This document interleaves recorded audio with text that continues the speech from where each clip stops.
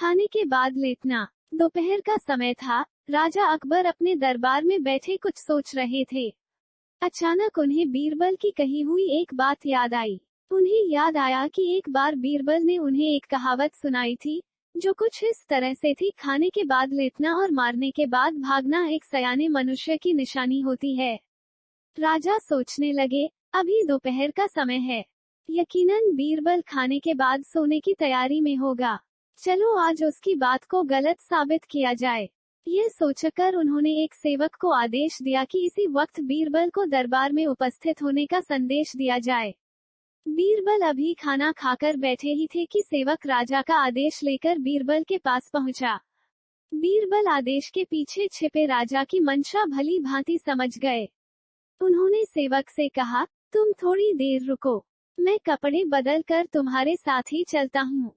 अंदर जाकर बीरबल ने अपने लिए एक तंग पजामा चुना। पजामा तंग था तो उसे पहनने के लिए उन्हें बिस्तर पर लेटना पड़ा। पजामे को पहनने का बहाना कर वे थोड़ी देर बिस्तर पर ही लेटे रहे और फिर सेवक के साथ दरबार की ओर चल दिए। दरबार में राजा बीरबल की ही राह देख रहे थे। उनके वहां पहुंचते ही राजा ने पूछा, क्यों बीरबल, आज खाने के बाद लेटे थे या नहीं?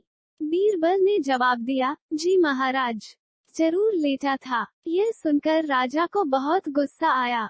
उन्होंने बीरबल से पूछा, इसका मतलब यह है कि तुमने मेरे आदेश का असम्मान किया? तुम उसी समय मेरे सामने क्यों उपस्थित नहीं हुए? इसके लिए मैं तुम्हें सजा देता हूँ। बीरबल ने तुरंत जवाब दिया, महाराज, ये सच है कि मैं थोड़ी देर लेटा था, लेकिन मैंने आपके आदेश की अवहेलना नहीं की है। आपको मुझ पर यकीन न हो तो आप सेवक से इस बारे में पूछ सकते हैं। हाँ, ये अलग बात है कि मुझे इस तंग पजामे को पहनने के लिए बिस्तर पर लेटना पड़ा था। बीरबल की इस बात को सुनकर अकबर हंसे बिना रह न सके और उन्होंने बीरबल को दरबार से जाने दिया।